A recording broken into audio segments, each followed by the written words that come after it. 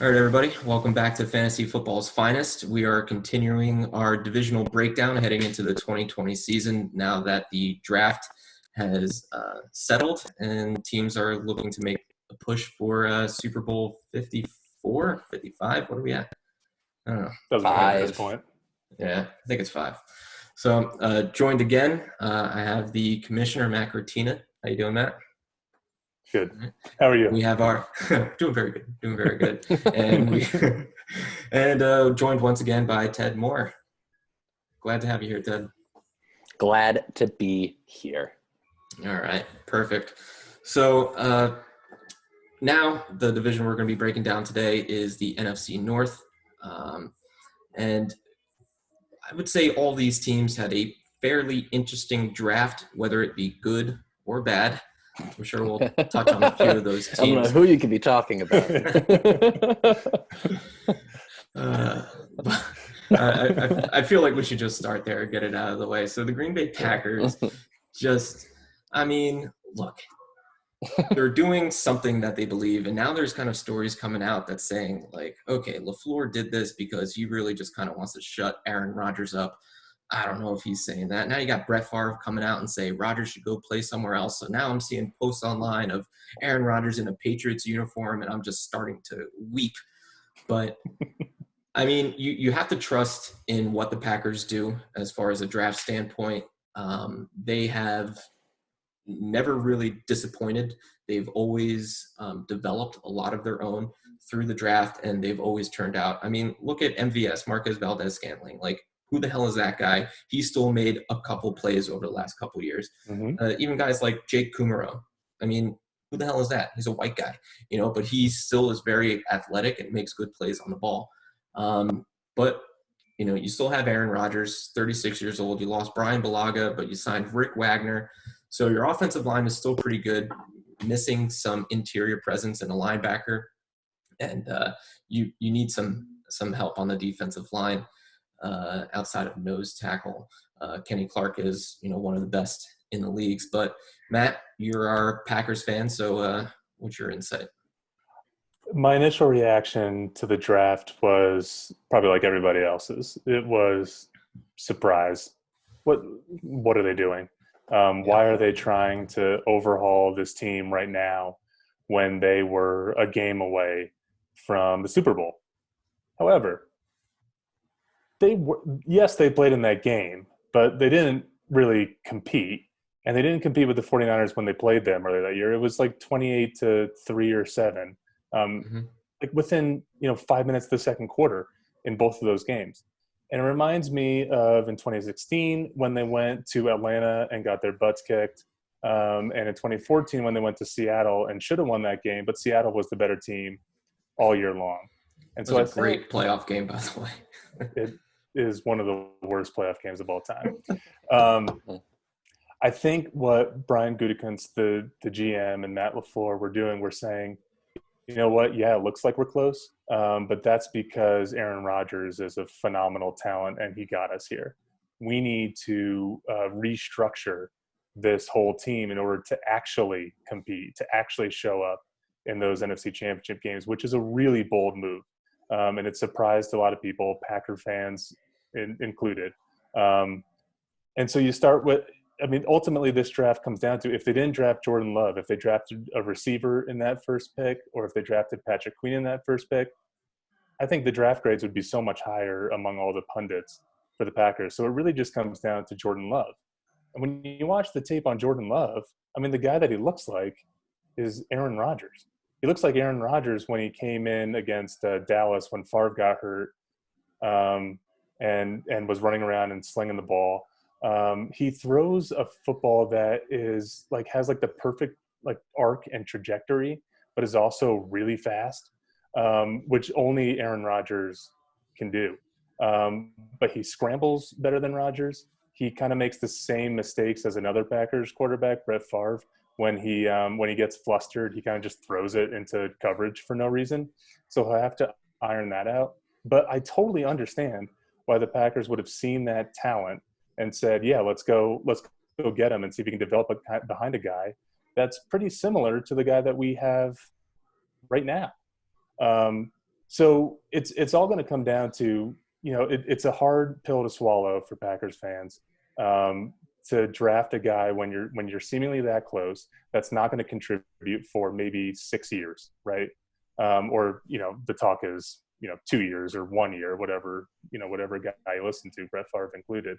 But it could ultimately be the right move. And then if you look at the back part of the draft, they got A.J. Dillon, who's a Matt LaFleur type of guy. I think he wants him to be like Derrick Henry. They got the tight end at Cincinnati, which has a rich lineage of tight ends. They want him to play kind of like an H-back, fullback kind of role. And they got Kamal Martin in the in the fifth round from Minnesota, who everybody said is like this physical guy, but also can play like a ton of coverage, which is what the Packers need, and they were not getting out of Blake Martinez. So yeah, the dividends of this draft are not going to pay off for a couple of years. But I think the Packers were realists about how their team actually is today, and saying, hey, if we can get a quarterback who can actually check down the ball once in a while, but can still create some magic plays like Rodgers can, and we don't have to pay him, $39 million a year, maybe we can fill out the rest of that team. The other thing is that I'm going on because it's the Packers. The other thing is that they have Devontae Adams, who's an all-pro wide receiver. But they also brought in Devin Funchess, who's going to contribute more than any rookie wide receiver would this year. They have Alan Lazard, who showed moments last year. They had Jake Kumaro, as you mentioned, who showed moments last year. Marquez Valdez-Scantling, who's a speedster, who had some drop issues, but maybe he comes around this year. So they have enough wide receivers this year for Aaron Rodgers, who, if he is as good as everybody says he is, and I believe that, he has enough talent around him to go to the Super Bowl. So I don't believe in giving the Packers an F for this draft. They were just looking. I think they were being realists and looking forward. Yeah, in defense of the Jordan Love fiasco, first of all, we aren't very far removed from, was it 2 years ago that Aaron Rodgers ended up missing 4 or 5 games and had to 2 years run the table and to dig themselves back out of a hole. So you can't put a price on a great backup quarterback. And if you found a guy that has that can play the way your starter does, I think that is the most important trait in a backup quarterback. Is if you don't have to change your scheme. The players that are good with Rodgers can still be good with Love because he's bringing the same thing to the table. So a first round draft pick maybe is a little bit high because you can find it, but that guy doesn't exist. Like you said, there aren't that many people that can throw like that can run like that have that sort of intangible raw, just talent, the way and in the similar areas that Aaron Rodgers does. So I think, and haven't we seen? We saw Carson Wentz go down, and we look at the mold of the Jimmy Garoppolo, Tom Brady. Garoppolo is a Brady. He's a statue quarterback, big body, accurate thrower, very disciplined sort of thing. And they drafted him in the second round, and it didn't end up working out. They ended up trading him off, but they got a bunch of money or trades back for him. So if Aaron Rodgers happens to play till he's 42, like Brady does, then they can expect to maybe get a second round or a first round draft pick back for Jordan Love if he shows promise, or he doesn't show promise and it doesn't matter. He can move back into a backup role and no one is hurt, or Aaron Rodgers doesn't make it till he's 40. He does have a shoulder injury that knocks him out in 2 years. The guy's not that young anymore. So I think that you can make the argument even if Aaron Rodgers was 32, but he's not. So I have no problem with it. I think it's fun to imagine what Aaron Rodgers is saying, but we're making a big deal over I think a strong move regardless. I think you made some good points. The only way that this becomes an issue is if Aaron Rodgers makes it an issue. He either plays really well, so well that they win Super Bowls. Because that's the next step for this team, is to get over the hump and win a Super Bowl. And they can't get rid of him, right? Or he doesn't play well, then Jordan Love is the obvious choice. Or he forces his or he's a diva and he forces his way out, which could be the case too. I think one compensation for him, for whichever one exactly. he leaves. I think one of the most important things, which you saw the Eagles kind of do this in the second round with Jalen Hurts, also having an often injured quarterback in Carson Wentz. With having guys like that, and Rodgers, he's been oft injured. Like when he's on the field, he's amazing. I mean, 2 years ago, that first game against the Bears where he got hurt his leg and then he comes back in the second half, throws 3 touchdown passes. I mean, that's Aaron Rodgers. But, whether it's a knee, a hip, a shoulder, like the guy gets hit a lot because he tries to extend the play and he's always trying to go downfield. He's not doing the check down. He's always looking for the touchdown and the magic play. So I think the more I think about the pick, having a guy behind him who can go out there and make plays and run the offense similarly to the way that Aaron Rodgers does is huge, because you're not just having a quarterback who can lose the game not as bad for you, but you're having a guy who can go out there and potentially win the game for you, which I think is really important because, I mean, who have they had? Brett Hundley over the last couple of years? Like, Brett Hundley is not winning you games. DeShone Kizer. Yeah, DeShone Kizer. Like, and they're not winning games. Yeah, exactly. That having a potential of a guy like Jordan Love back there and even Jalen Hurts for the Philadelphia Eagles, it's huge. It's huge. Yeah. And it's just the price of a quarterback. Like, if you want a good one, you're like they're being overdrafted all the time because like the position, maybe not, I mean, depends how you look at it, but like they're being drafted above like their, overall rank all the time because they're so valuable. And even if they only play 3 games or like come in a half, like that, those snaps are just like so important to your team. And if you have the guy that can run the offense the way Aaron Rodgers does, or at least like at 80% of that, then you have to go get him at the 24th pick or wherever they got him. Right. So, like, 2 final points on this. One is that you can always trade Jordan Love, to your point, Teddy. That if he looks like he's a prospect, if he gets some time when Aaron Rodgers is injured, you can always trade him and get draft picks. The second point is that teams, 32 players are selected in the first round, but not every player has a first round grade. So it's very possible that where the Packers were picking, they may have only had a first round grade on Jordan Love. And they said, well, we can trade down and get some more second round picks and get some guys there. Or we can recognize the value of this and move up only 4 spots for a 4th round pick and get our last remaining first round draft grade guy, which is what it sounds like they did. Ultimately, for whatever football team you are, whatever organization, if you believe in a guy and you like a guy, you go get him no matter what. Especially if it's a quarterback. Yep. Yeah, exactly. All right, so now that we're all out of breath talking about the Packers. That was exhausting. There's other teams in this division. Well, yeah. I mean, prognosis for the Packers does look good. Like they're probably the favorites or a close neck and neck to win the division. Packers are definitely at minimal a 10-win team. I would say so. Yeah.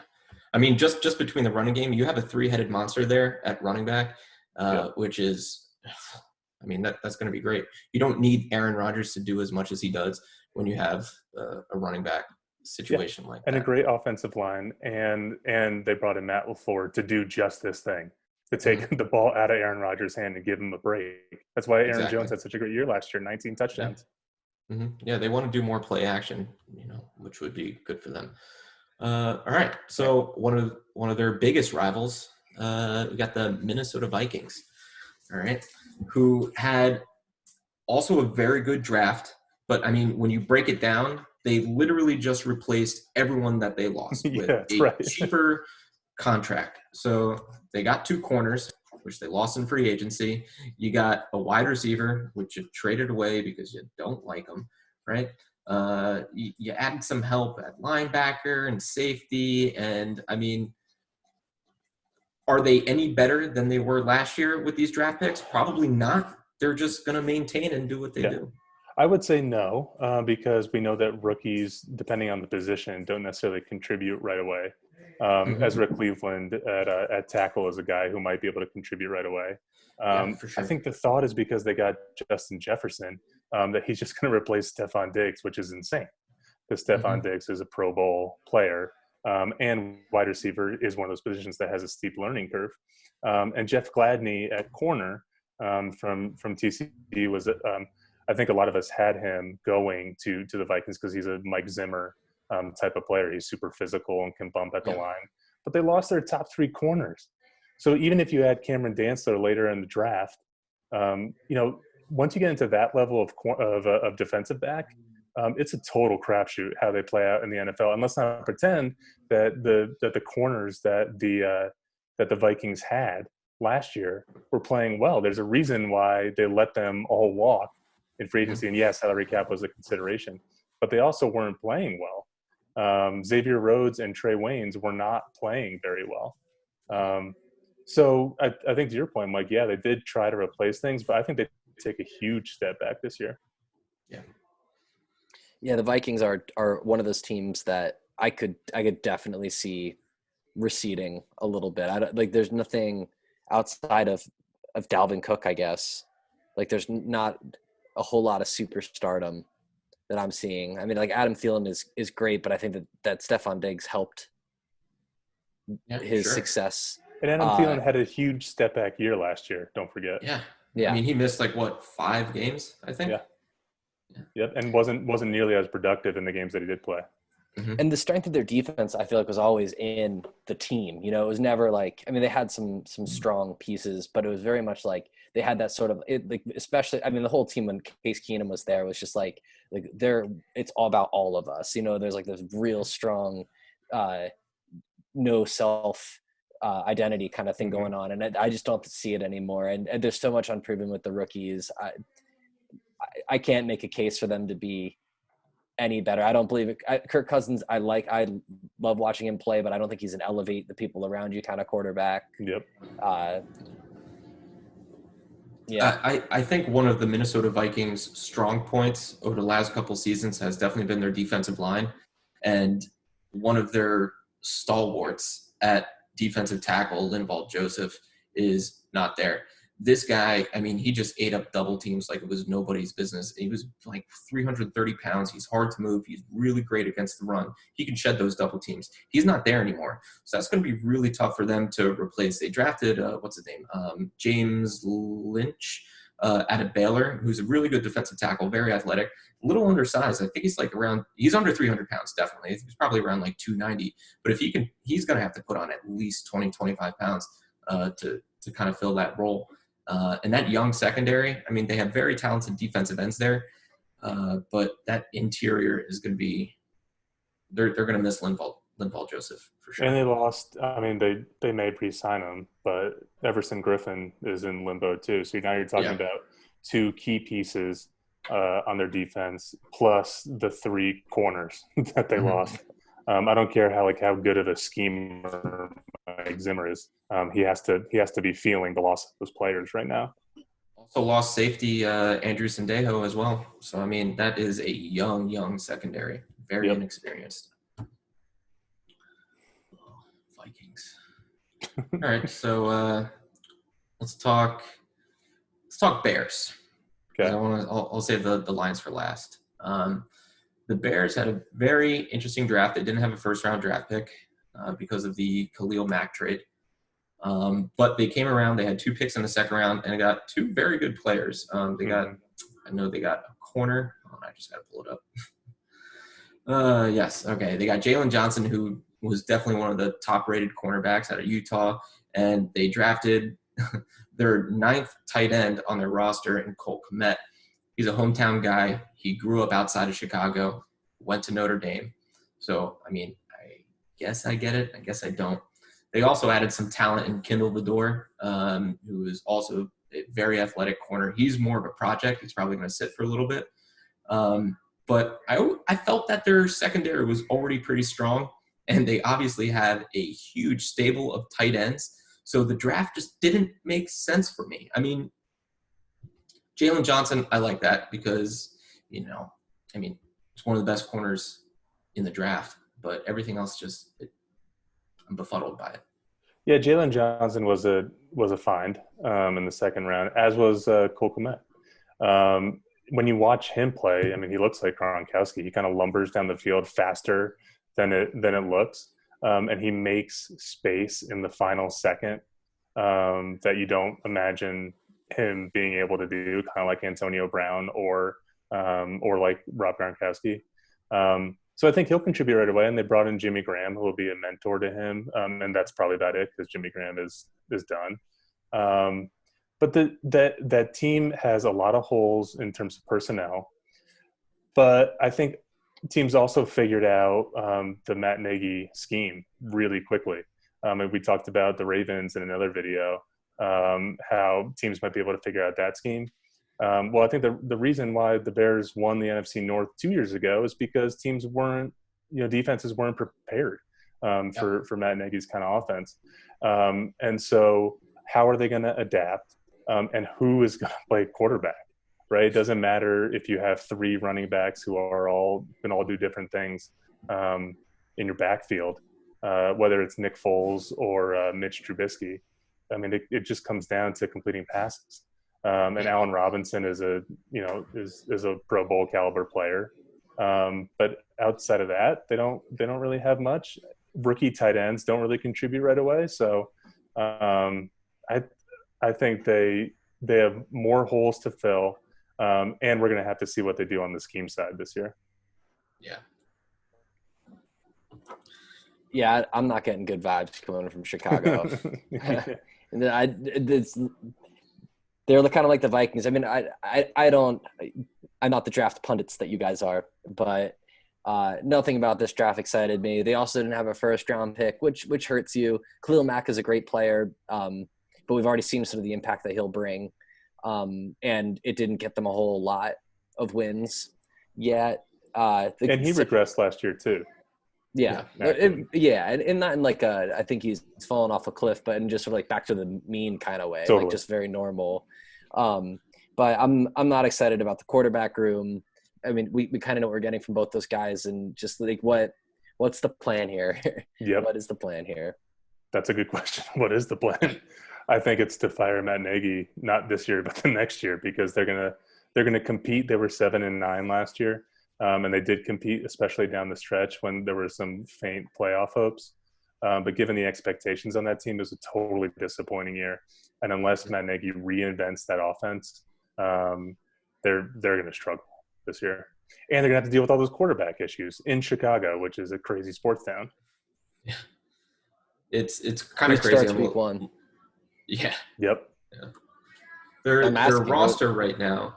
Oh, who picked? Which quarterback? Yeah. Does Foles win the job? Does he have the job? I would think so. And it may not be like a day one thing. I think they'll give Mitch Trubisky the benefit of the doubt because they traded up to get him. And he's the second overall pick. And they invested so much in him. But we saw his limitations in his first year. We saw his limitations last year.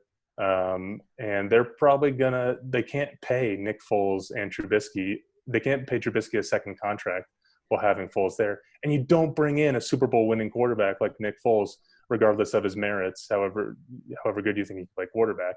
You don't bring him in if you think that Mitch Trubisky is the guy going forward. I think they want Nick Foles to be the quarterback. Yeah, they traded for him knowing his contract. He's got a pretty hefty contract that Jacksonville gave him last year. So I don't think you trade for that type of guy to just let him be a backup to your first round potential future quarterback. I think it's definitely going to be a camp battle, but it's something that Nick Foles should win. He's just got to stay healthy. Yeah, and to said he's won, like the chants are going to come in week 1, the first time Trubisky throws a dumb interception. Yeah. So Bears, nothing exciting there. So moving on from the Bears, we got the Detroit Lions, who, I mean, they had a pretty good draft. They shored up their offensive line with 2 offensive guards to help protect Matt Stafford, which he needs it because his back is going to just literally fall off. You have 2 Pro Bowl caliber wide receivers. You have the potential at tight end. Jesse James, TJ Hawkinson, I think is really good. You already had a pretty good running back room with Kerryon Johnson, but they added probably the best running back in the draft, if not, maybe second best, with DeAndre Swift. Defense, they did a lot of stuff in free agency. And, obviously Jeff Okudah there, you pair him with Desmond Trufant, who you signed in free agency, and that secondary is looking pretty good. You signed Deron Harmon from the Patriots. I mean, this is basically, if the Patriots are Lincoln, Detroit is obviously Ford. So they're just the knock. I would go Mercury, probably a little bit under Ford. But, I mean, these guys. Ford is a very fitting metaphor, though. We were talking about presidents, and I was trying to rank Lincoln to Gerald Ford, and I couldn't quite make the connection. It's like Lincoln and then William Howard Taft. And Jared Mercury. Like Lincoln, Ford, Mercury, it's all the same. All right, so the Lions, you talk about having a plan. Like, what is the plan in Detroit? I don't think the players like Matt Patricia. That's everything. Everything I hear about Matt Patricia is that he's like a really good, decent, like funny guy. You hear the same thing about Bill Belichick, but that the players don't like playing for him. And so we also talked about like just refilling needs with Minnesota. I think the same thing happened in Detroit. You get rid of the corner to Seattle last year. His name is escaping me.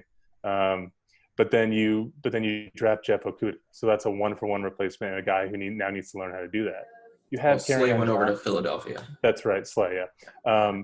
You have Kerryon Johnson on your roster already. Yeah, he has some injury concerns, but then so what's going to be the timeshare with DeAndre Swift, right? Mm-hmm. And then you lost Rick Wagner, and you lost another guard to Denver, but then you draft 2 guards in the middle rounds. So you're just kind of refilling positions that you lost, and on top of that, you have a coach that players don't want to play for, and you have a team that historically hasn't really met its expectations.